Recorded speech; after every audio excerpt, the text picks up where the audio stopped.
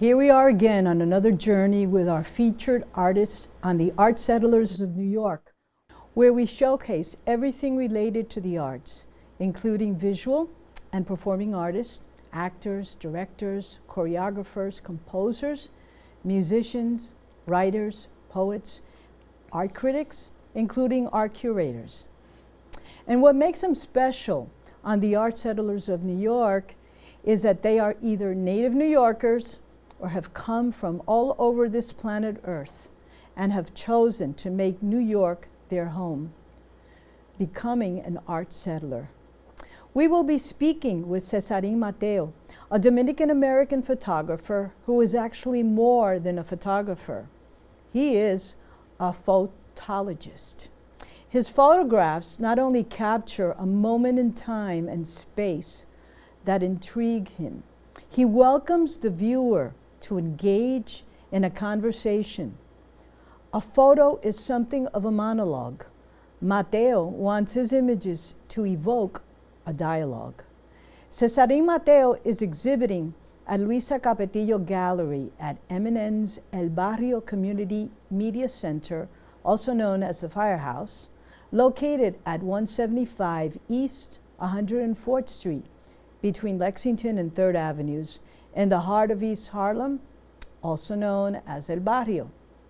In 2020, he captured images that encapsulate the passion of the people of New York City during a tumultuous time where the entire world was at a standstill during the pandemic and at the height of the Black Lives Matter movement.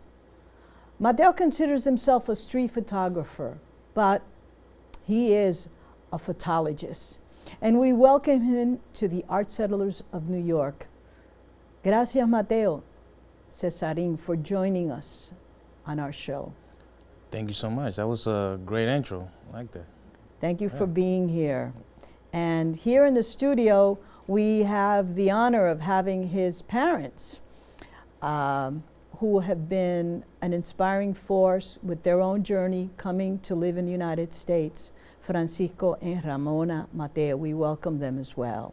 Indeed. So, Cesarin, tell us about how it was for you when you first came to New York from the Dominican Republic. How old were you? I was 9, so it was a month before my birthday. So I was 9 years old. November 5th, 1994 is when I got here. And I always remember that day because it's the day before my sister's birthday. So Okay. I always remember that.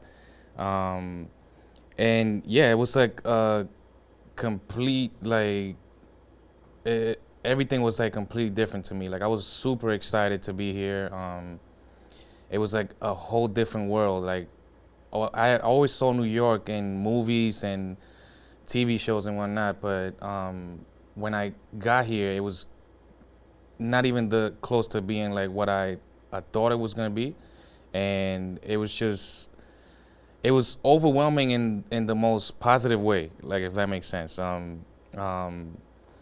was super happy to be here. And in the heart of Manhattan. In the heart of Manhattan too, like in Chelsea. And I remember like just waking up the next day for the first time in New York. And How was that? I mean, just looking out the window, I was like, I literally was like, I can't believe I'm here. Like this is insane. Like so. It was a lot different for me than my older siblings, just because I was so young, and you know there was I was a little sad that I left some friends there, but since I was so young, it was not like friendships that like were built through time and whatnot. But I was ready for a new chapter, and it was challenging at first just because I didn't speak the language. But How was that at school? Well, I went to PS 11 in Chelsea, and That's on what street? on 21st Street Okay. in 8th Ave, and between 8th and 9th, and they didn't have ESL classes there. So I had my childhood friend who spoke Spanish, and he was the one practically like translating for me whenever I needed him, or I would do like sign language with some of the teachers, and it was always difficult, like pronouncing my name, like to them. Like every time my name came up in the attendance sheet, like you knew it was my name because they will pause for like a few minutes and struggle like to pronounce it. With but the accent, Cesarin? yeah, Or what would or they call like you? I mean, there's so many different variations. Like I can't even like sometimes I'm like, how did you even get that? Like, but yeah, so it was an interesting time, but because I was young, I was able to pick up the language fairly quick. And when I got into IS 70, I was in an ESL class there. So And IS-70 is on what street? on 17th, 17th yeah, Street. yeah. So during my time there. When you first arrived, you were in what grade in the Dominican Republic? In Mao? In Mao, yeah, I was in. I had already finished 5th grade, and when I got here, they put me back in 5th grade. Because of English. Yeah. So, and I felt like the education out there was a bit more advanced than here. You think so? Yeah. So, and I've noticed that too, like in other countries too, like specifically like third world countries, like education is normally like more advanced, which is interesting. Like being there, it's the United States and whatnot. But that's a whole different topic. But yeah. We need hours to speak. Yeah.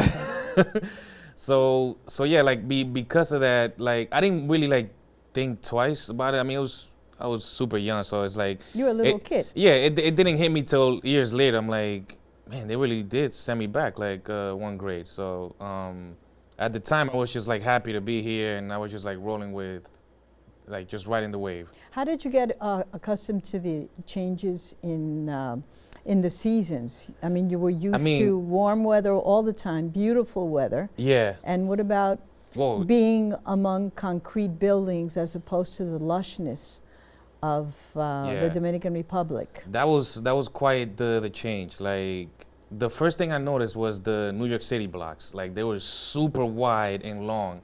So I was like I would be walking from one street to the other. I'm like, wait, we're still walking in the same street? Like it's like I always thought of things like that. And then even with school, like just being there from like 8 in the morning until like 3 o'clock in the afternoon, that was like a big change for me. How so? Well, in DR, I will be done by 12. Okay. And then siesta time. Yeah, so everyone was like done with work like at 12. Or, like they would come in, like those who work would do the siesta and then go back to work. But I would be done with everything at 12, and just being in school and then eating in school on top of that. That was a big change for me. I thought I was like in a prison or something. Like, but you think the food was like being in a prison? Yeah. Definitely, the food wasn't the greatest, and I was super picky. I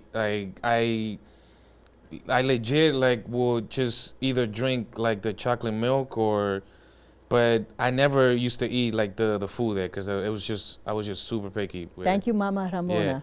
Yeah. But yeah, like those were like the big changes for me, and just riding the train too.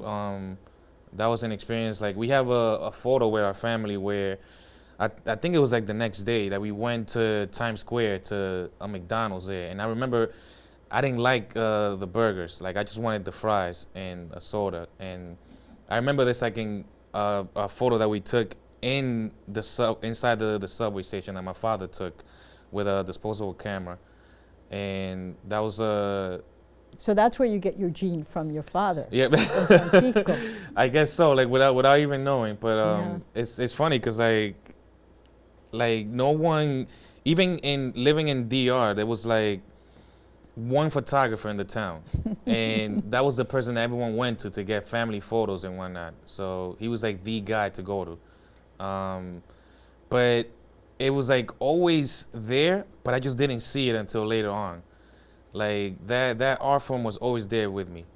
Even with my brother actually got a camera when we were here, like when we were living in Chelsea, and he would just take like random photos with it, and you know, and then after that, like I had a close friend of mine that was also like with photography, but during those times I was never in it, but it was always around me, and until like it finally caught up and like was like, okay, this is. Well, your definitely- brother probably took snapshots. You take yeah, something else. yeah, Right? yeah. Like he Right. was just like he was always into like the arts. So he's someone that I definitely look up to. Like and just even I even asked him about that camera, like if he still has it. And I remember seeing it, and I was like, man, this is like an ancient camera. Like it's like literally like massive, and it wasn't as appealing as I thought it was back then. But yeah, I remember like him just taking a lot of photos with that. So that was cool. Why don't you show me the camera that Yeah, has so this become is part of you? this And is then let's go into my your current life. workhorse here. Like it's a Sony camera, and then it's the lens that I have is a 24-70. So with this lens, like I love using this lens because I can literally shoot anything with it. So Well, we have beautiful images that we want to talk Yeah. about, but let's go back now. So you graduated and you went to high school. What high school was that? so I went to humanities in Chelsea as well on 18th, and that was intense. It was How so? it was an insane amount of people like in the school. Like there was so many people there that we had 3 different lunch periods, and it would be like broken down to like by it would be color. The tickets that we get, the lunch tickets, it would be by color, and you get assigned to like which lunch break. Did you eat lunch there?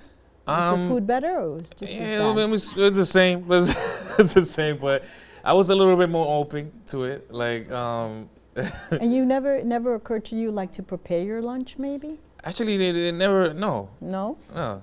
It never. I was just thinking about getting home and like eating, like, Uh-huh. but or like just buying something in the bodega, like. So you graduated from high school and then you went on to and became a CUNY student. Yeah, What so happened then? so I was in humanities for only 1 year, and then I transferred to Coalition School for Social Change on 59th Street. That school no longer exists. It used to be a hospital, then the school, then it got broken down into 2 schools, and then now it's just I don't know what kind of facility it is now, but it's definitely not a school. So you graduated from there. I graduated from there, And then you went to? and then from there I literally just rolled over and went to John Jay. And you majored in? In criminology. And Yeah. did you think about going into law enforcement or how was Definitely that? not. There was I was confused at the time, You like, were. and it was frustrating because my older siblings, they always knew, like they always had an idea of what they wanted, and I was the only one, like the oddball, that didn't know exactly where I wanted to be. So that was a little frustrating, not knowing and just trying to figure things out. So I was thinking like of like CSI, like because of the TV shows. So I was thinking of like just Law and Order, that type of vibe, like criminal But you investigation. didn't think that maybe you'd be taking pictures of, I wasn't even thinking about corpse on that. the sidewalk, No, I was just trying to be as cool as Ice-T, but like I didn't think of like the photography aspect in that.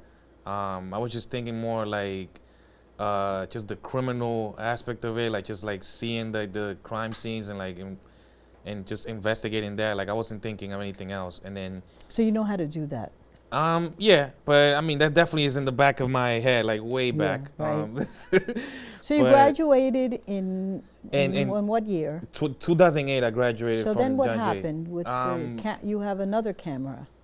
2008, I graduated, and then at that time, I was still confused. Like I didn't know I was in retail, and then I ended up getting an opportunity at SEIU 32BJ as a researcher, and I was there for like a year, and then I got let go because of like it was during like the financial crisis. So it's like.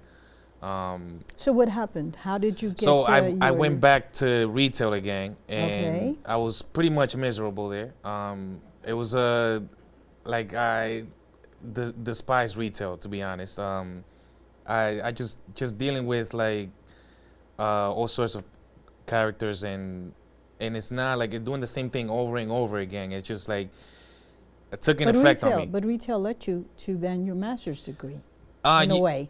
Yeah, like it led me to pursue my master's in fashion marketing, and like I was interested because at the time I was interested in the business side of fashion, and I thought like, oh, I'm into menswear, I'm into like the whole fashion world, so Your outfit. yeah. So why not jump into that? And while I was like happy doing that, it was still not like 100% what I wanted. Like I just didn't feel that in me that it was like my So what passion. happened? What happened? So during my time in LIM, I just got into this was 2013. That's when I kind of like found photography. Like I was shooting with my iPhone, and it kind of like developed into like me like shooting with like saving money and like buying my own camera, which I didn't know how to use.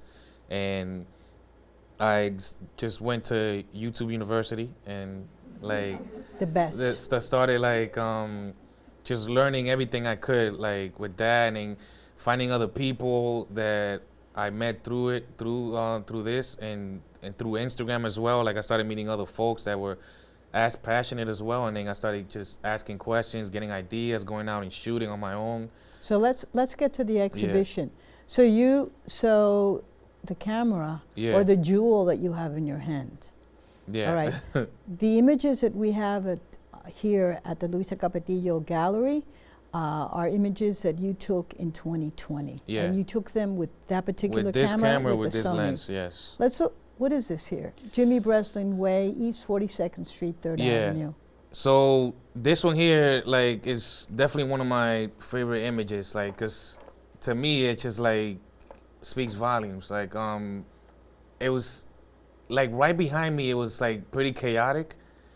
There were some cops like arresting someone that was like kind of acting a little bit crazy. He was trying to like put one of their cars on fire. So pretty intense That'll situation. get you arrested for sure. So people kind of like they were all standing up, and they sat down in protest, like, oh, we're in the middle of the street on 42nd Street, and we're not moving here until the situation like kind of like calms down. And then just this guy out of nowhere just stood up and just raised his fist right there, and I was like, I need to capture this. And There it I is. realized that after I took the shot that the number 13 was in the back, and then I just thought of like the 13th Amendment with abolishing slavery and all that, and it just like it has like so many layers, this photo. So You're a photologist. yeah, so it Not definitely not only a street photographer. Yeah. You're a photologist. We have another image that says it Yeah. all. This was near Chinatown, and that was another thing. Like if you can see that everyone is looking towards that side, because there was another incident happening there, and it was like a bike protest, and also like people like walking as well. So that's why you see the bikes like bicycles. blocking the path, because they were blocking that path so the other people that biking could come and walk. And definitely stop traffic. And Yeah. and the next image that we have another image, Chambers Street, Yeah. right by the Manhattan Borough President's office. Yeah, so that was a pretty wild day there. Is when people were like basically sleeping in the by City Hall, and they had like tents and graffiti all over the place. Like it was, I legit felt like I was back in like the 80s, like New York 80s, like just from seeing in movies and whatnot. Like I felt like I was back there when just seeing With the trains and yeah. the So it was definitely this day was like one of the most chaotic out of all the days that I was out there. So it was pretty intense to have. And then this guy just climbed up and just started like waving the flag, and I was like, I need to capture this man like doing this. That's his So, moment and yours. And the next image that we have, that's also, this is Yeah. here in East Harlem, and Yeah. that is a mural dedicated to our beloved Puerto Rican novelist and writer, Nicolas Amore, Yeah. who is still living.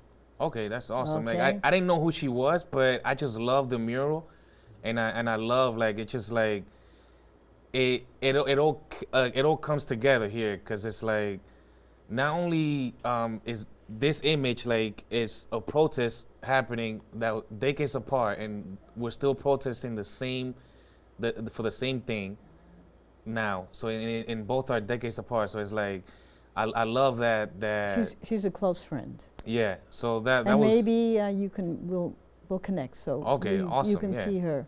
And the Yeah. next image we have another image.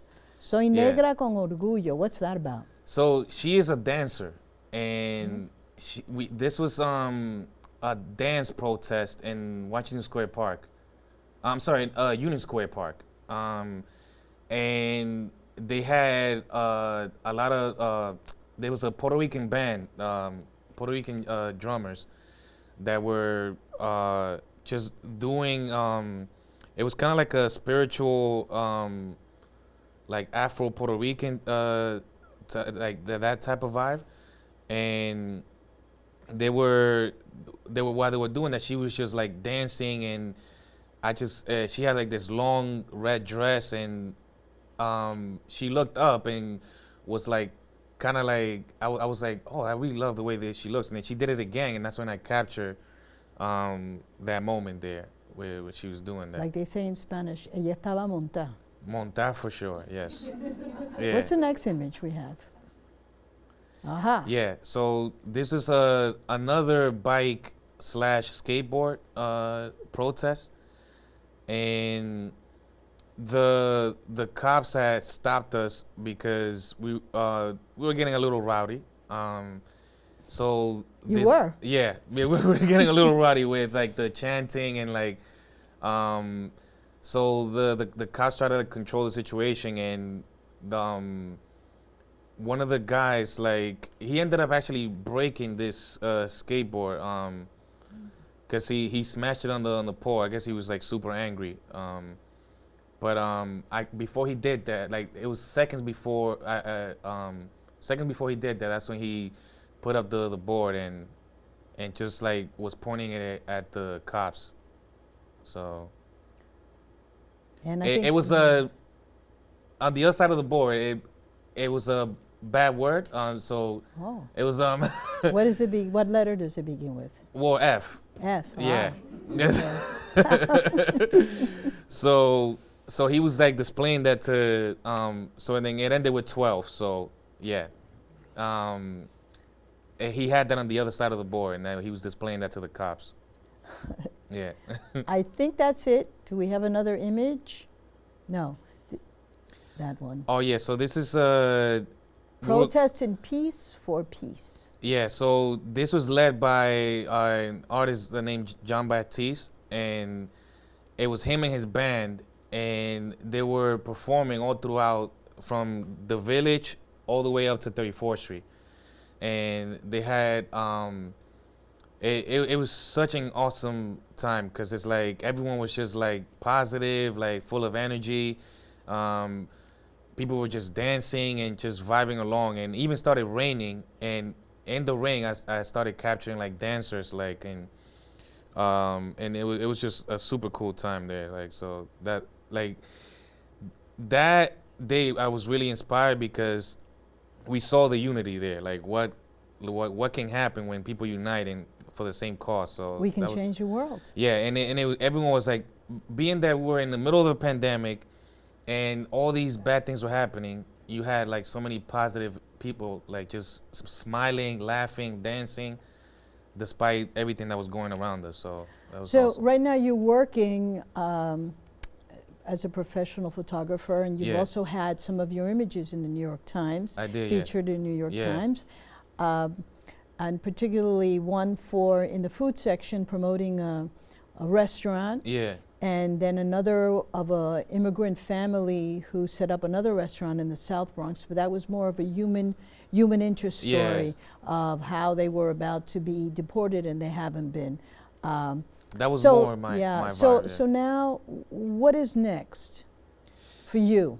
There's so much I want to do. Like I haven't even like scratched the surface yet, but there's a few goals that I have, like of having my images in a museum, like specifically Museo del Barrio, like 'cause it would mean a lot, being that I was practically raised here in this Absolutely. neighborhood. So seeing that, and also like the New York City Museum, like just because New York is a part of me, Absolutely. like I love traveling the world, I love visiting places, but my heart always is in New York. So Absolutely. so having those two things like would be amazing. Of course, like doing more like like being a unit photographer for like films, like that would be amazing too. As well as having. And that may happen. Yes, indeed. Yes, that it will happen. Like let's putting it out there in the universe. But and then also like just having my work be displayed and like just on the streets, like billboards, like and all that. So I've had that before, but not with like my name attached to it. It was more like an organization, like with the U.S. Open.